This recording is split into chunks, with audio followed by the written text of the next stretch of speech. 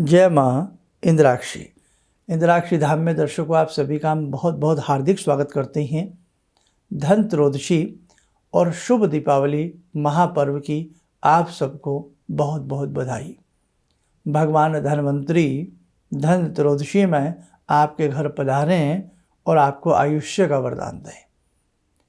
आज का ये अंक बहुत ही आप सबके लिए कीमती साबित हो सकता है यदि आप उसे अच्छे हृदय से और शुद्ध बुद्धि से सुनेंगे तो। हम इतने लोलुप हो गए हैं, हमें कोई भी ये कह दे कि बाज़ार से ये ले आओ वो ले आओ, आपका भाग्य बदल जाएगा। बच्चा पूरे साल मेहनत ना करे और एग्ज़ाम का जब समय आए केवल उस रात को जाकर के कोई नोटबुक ले आए तो कैसे अच्छे उसके अंक आ सकते हैं। आप खुद सोचो, पूरे वर्ष पूरी ज़िंदगी भगवान की अच्छे से सेवा करनी पड़ती है, अच्छे से अपने कर्मों को ध्यान में रख कर के आगे बढ़ना पड़ता है, तब जाकर के कर्म बदलते हैं और अच्छा पुरुषार्थ करना पड़ता है। ये नहीं कि बाज़ार गए, 4 लौंग ले आए, झुंझुना ले आए, तकिए के नीचे रख लिया और समझो आज तो दिवाली की रात है, बस सर रख कर सो जाएंगे, लक्ष्मी हमारे घर में रहेंगी। ऐसा नहीं होता। आप मेरी बात को बुरा न मत मानिएगा, लेकिन कुछ हद तक न विधि है न विधान है, मनोरंजन प्रधान है। बस अब तो ये हो गया है, करना कुछ ना पड़े, आसानी से ज़िंदगी बदल जाए। भाई ऐसे नहीं होता। अब आइए, मुझे कई बार ऐसे फ़ोन आ जाते हैं कि शर्मा जी मैंने ऐसा सुना है, ऐसा कर रहा हूँ। ठीक है, आप जो मर्जी करिएगा, लेकिन हर चीज़ की वास्तविकता के साथ जुड़ करके करिएगा, तब लाभ मिलता। धन त्रयोदशी की बात करता हूँ। 2 नवंबर की धन त्रयोदशी है। धन त्रयोदशी भगवान धन्वंतरी के नाम पर इसका नाम धन त्रयोदशी पड़ा है। त्रयोदशी का दिन होता है, 13 होती है और साथ में भगवान धन्वंतरी की पूजा का इसमें विशेष महत्व है। सबसे बड़ा संसार में कौन सा धन है बताइए? सबसे बड़ा संसार का धन है व्यक्ति का स्वस्थ शरीर। मानते हो नहीं मानते हो? कोरोना आया, बड़ी बड़ी बीमारी आई, धन धरा रह गया। धन ने साथ नहीं दिया, भाग्य ने साथ दिया, भगवान ने साथ दिया, वो व्यक्ति बच करके घर आ गया। समझे आप?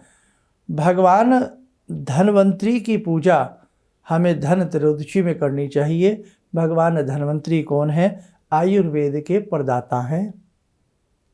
आयुर्वेद के प्रदाता हैं।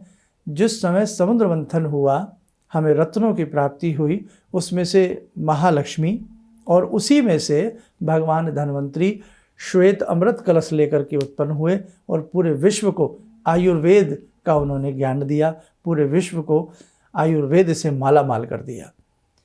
कितनी बड़ी बीमारी फैली और अभी भी कहीं ना कहीं उसकी छुटपुट घटनाएं मिल रही हैं। कितने लोगों ने काढ़े पी पी करके अपनी जान बचाई है, देसी उपायों को अपना करके अपनी जान बचाई है। तो देखो, भगवान धन्वंतरी की जय हो, भारतवर्ष के आयुर्वेद की जय हो। मानते हो ना? इसीलिए धन त्रयोदशी में ये लालच मत करना कि हम बाज़ार से जाकर के ये खरीदने वो खरीदने ज़िंदगी बदल जाएगी। जो मूल बात है, अब मेरे से सुनिएगा। सबसे अच्छा खरीदना क्या रहता है धन त्रयोदशी में, वो तो मैं आपको बताऊंगा ही बताऊंगा, लेकिन उससे पहले रात्रि के प्रथम पहर में आयुर्वेद के प्रदाता भगवान धन्वंतरी का पूजन करना। उसके लिए आप हमारा 2 तारीख का सुबह का पूरा विशेषांक देख लेना, और जो हमने धन त्रयोदशी विशेषांक बनाया है वो भी आप हमारा पूरा देख लेना। इसी के साथ साथ यम देवता के लिए, ताकि हमारे घर में सभी की आयुष्य अच्छा बना रहे, अकाल मृत्यु ना हो, हम सब रोगी ना हो, उसके लिए भी यम का दीप जो होता है वो 5 दिन अपने घर के मुख्य दरवाजे पर जलाया जाता है। चौमुखा दीपक, धर्म अर्थ काम मोक्ष रूपी। और ये धन त्रयोदशी से लेकर के बृहत द्वितीया तक 5 दिन लगातार एक दीप जलता है। उसके लिए यम का दीपदान वाला कार्यक्रम हमारा आप सुन लेना। ये बातें थोड़ा समय ले रहा हूँ, प्लीज़ समय दीजिएगा, इसलिए आपको समझा रहा हूँ। ये बातें भी ज़रूरी हैं आज के इस अंक के लिए। तो ये बातें तो ये हुई। अब दूसरी बात, हमें धन त्रयोदशी के दिन मुख्य 2 बातें ध्यान रखनी है। आयुर्वेद के प्रदाता भगवान धन्वंतरी का सायंकाल पूजन करना है। यम के निमित्त हमें दीपदान करना है 4 बत्ती वाला। सबसे ज़्यादा ज़रूरी ये 2 बातें हैं, न कि बाज़ार से जाकर के ये लेना और वो लेना। अब दूसरी बात सुनिए, पुराने जितने भी बर्तन हों, वास्तुशास्त्र ये कहता है कि पुराने बर्तन घर में रखना अशुभ होता है। टूटा हुआ बर्तन, तिड़का हुआ बर्तन, तो पुराने बर्तन दे करके नए बर्तन लेना सबसे ज़्यादा शुभ होता है। हर व्यक्ति सोना चांदी नहीं खरीद सकता, तो कम से कम जो उसके घर में टूटे हुए बर्तन हैं, जिससे वास्तु दोष उत्पन्न हो रहा है, उसको तो आप दूर करिएगा।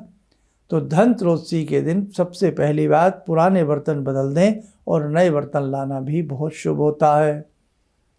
किसी मंदिर में नए बर्तन देना, जैसे जहाँ शिवालय होता है वहाँ सुंदर धातु के लोटे देना, बाल्टी पानी के लिए देना, यानी कि धर्म क्षेत्र में, धर्म स्थान में कहीं लंगर लगता हो, चाहे कोई भी ऐसा स्थान हो, वहाँ पर बर्तनों की सेवा देना, नए बर्तन धनत्रयोदशी में देना, ये भी बहुत शुभ होता है।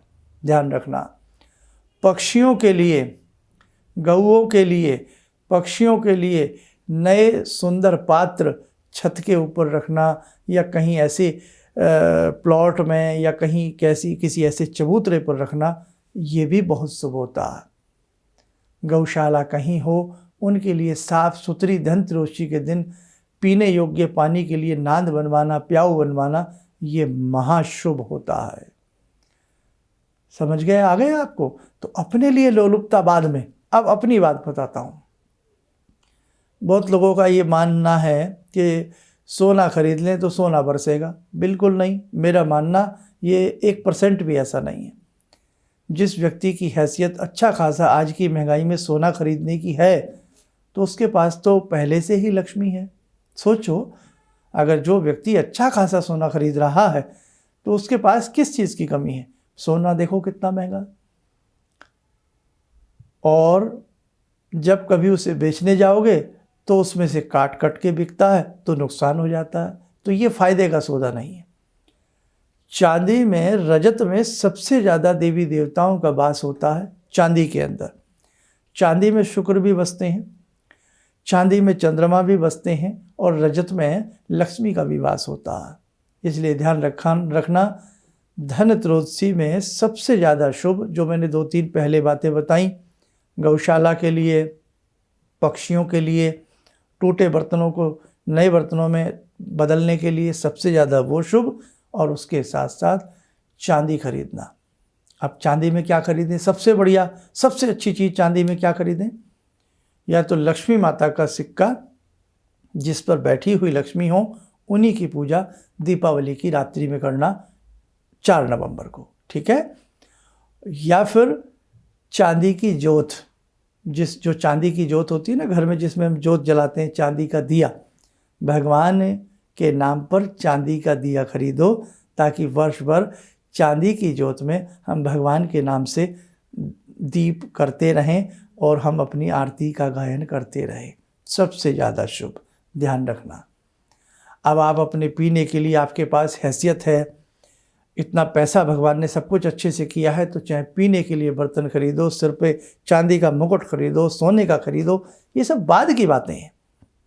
लेकिन शुभता के तौर पर जो मैंने आज कहा है, मेरी इन बातों को गौर से सुनिएगा, तब आपको समझ में आएगा। और धनत्रयोदशी में जो अपने से नीचे के लोग हों, जिनमें सामर्थ्य ना हो, उन्हें अपने मन से अच्छे वस्त्र दिलाना, अच्छा अन्न खिलाना, उस प्रकार की चीज़ें करने से भगवान प्रसन्न होते हैं, ग्रह प्रसन्न होते हैं, और आत्मा सो परमात्मा, हमारी देह में बैठी हुई आत्मा परमात्मा का गुण गाती है, और मन में जो संतुष्टि होती है ना, वो 56 भोग खाने के बाद भी संतुष्टि नहीं होती है, जो हम किसी की अच्छी मदद जब करते हैं। तो इस प्रकार से अपनी धनत्रयोदशी को मनाएं, नेकी फुअड़पन की बातों में आए, नाराज़ मत होना। देखो भाई, है ना, मेरे बहुत अजीज़, बहुत सुंदर बच्चे हैं आप, इसलिए आपको समझाने का मन करता है। जो बातें मैं अपने घर के बच्चों से करता हूँ वही बातें मैं आपसे करता हूँ। अब हम दीपावली से जुड़ी एक दो बातें कर लें। क्या नई मिट्टी की मूर्ति हर बार रखना शुभ है? वास्तव में शुभ है। बहुत लोग कहेंगे साहब ऐसा कुछ नहीं, वैसा कुछ नहीं। नहीं, आप शास्त्रों के विरुद्ध मत जाइए। हमारी पूजन पद्धति में लिखा है कि हम हर वर्ष छोटी छोटी गणपति लक्ष्मी की मूर्तियां लाएं और पुरानी मूर्तियों को जल प्रवाह कर दें, या अपने मिट्टी की हैं तो तुलसी के गमले में रख के जल देना शुरू करें। धीरे धीरे वो मिट्टी में मेल्ट हो जाएगी, या अपने घर के ही गमलों में मिट्टी का गड्ढा सा बना करके उन्हें दबा दें, उसी में वो धीरे धीरे समा जाएंगे। ठीक है, स्वच्छता का ध्यान रखें, नहीं तो जल प्रवाह करें। दूसरी बात, हर वर्ष मिट्टी की मूर्ति दीपावली में रखिए, पूजिए। कैसे पूजन होती है, कैसे रखी जाती हैं, सारी जानकारी दीपावली विशेषांक से ले लीजिए। इसके साथ साथ जिनके पास चांदी की या स्वर्ण की गणपति लक्ष्मी की मूर्तियां हों उन्हें भी पूजिएगा, लेकिन मिट्टी का जोड़ा लक्ष्मी गणेश का लाएं और उनकी पूजा करें तो बहुत ही अच्छा रहता है।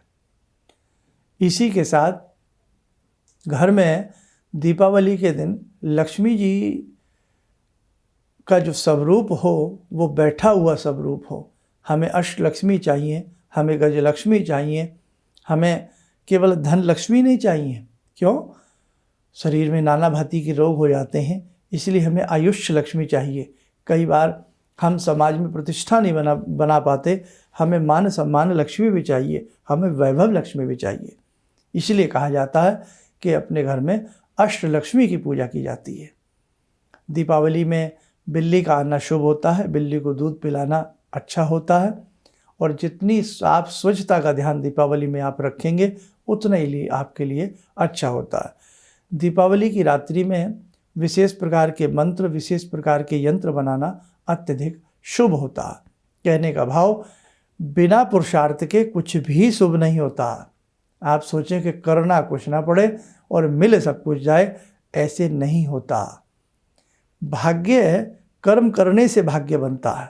आज हम अच्छा कर्म करेंगे तो उसी से कल आने वाला कल पैदा होता है, आने वाला फ्यूचर हमारा पैदा होता है। इसलिए ध्यान रखना मेरे साधकों कि प्रैक्टिकली सोच अपनी बनाइए, एक मन में वो बातें लाइए जिनसे हमें लगे, हमारी आत्मा को लगे कि हाँ ये बात ठीक है। अब कोई मुझे ही कह दे या किसी को भी कह दे कि जाओ सोने की चम्मच खरीद लाओ और बस तुम्हारा भाग्य बदल जाएगा सोना खरीदने से, मुझे नहीं लगता। आपको शायद लगता हो तो लगता हो, लेकिन ऐसे नहीं होता। इसलिए धन त्रयोदशी के दिन ध्यान रखना, भगवान धन्वंतरी जिनकी आज देन है, आज हम सब आपके साथ हैं और आप हमारे साथ हैं। भगवान की कृपा रहे, धन्वंतरी की पूजा करना, किसी घर में अनहोनी घटना ना घटे, अकाल मृत्यु ना हो, इसलिए यम के लिए आप 5 दिन दीप लगाना। ये मेन चीज़ें हैं जिनको हम भूल जाते हैं, जिनकी तरफ हमारा दिमाग नहीं जाता, ये आप ध्यान रखना। और दीपावली में ऐसा नहीं कि कभी भी पूजन कर लो।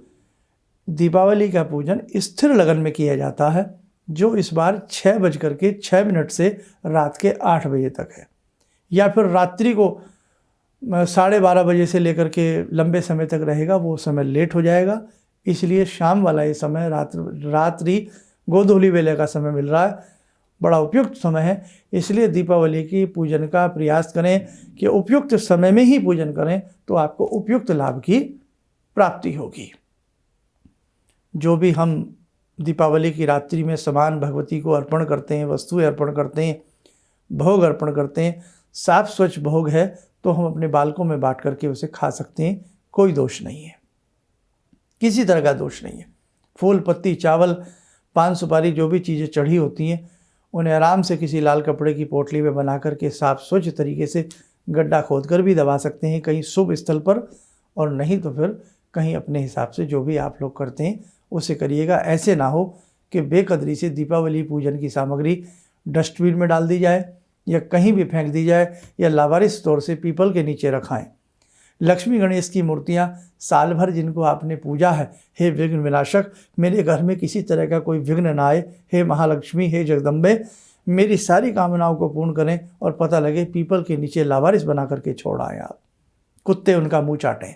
ऐसा नहीं करना, ऐसा करने से आपको पाप लगेगा। आपने जो इस बार लक्ष्मी गणेश घर में रखे हैं वो प्रसन्न नहीं होंगे। क्यों? वो कौन है?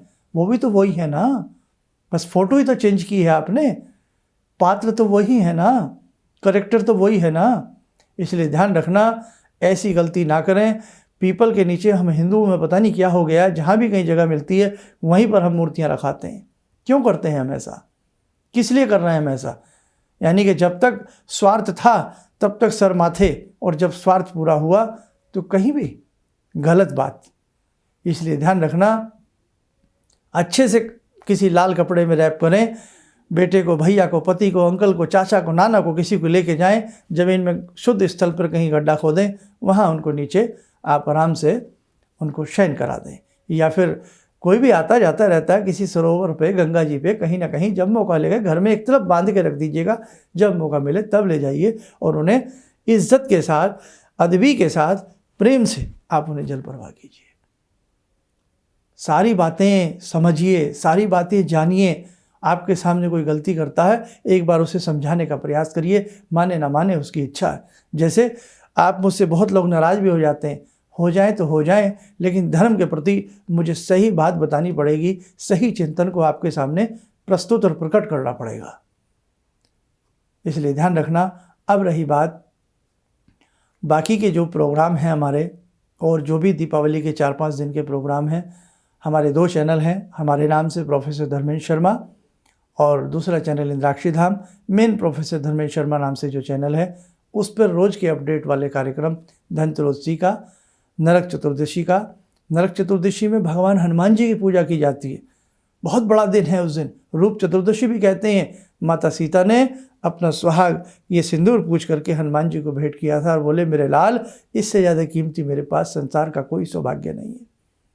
इसलिए बहुत लोग हनुमान जयंती भी उस दिन मनाते हैं अपने अपने रूप में। तो हनुमान जी की पूजा उस दिन बड़ी लाभकारी और सिद्धकारी होती है, छोटी दीपावली में। बड़ी दीपावली का कार्यक्रम हमने दे ही दिया है आपको, अन्नकूट का भी दे देंगे। और इसलिए हमारे इस चैनल से जुड़े रहिएगा, संस्कृति के नाते और लोगों को भी जोड़ने का प्रयास करें। आपको बहुत धनतेरस की शुभकामनाएं, छोटी दीपावली की शुभकामनाएं, बड़ी दीपावली की शुभकामनाएं, और हमारी बहनों को अग्रिम बृहद्द्वितीया की बहुत बहुत शुभकामनाएं।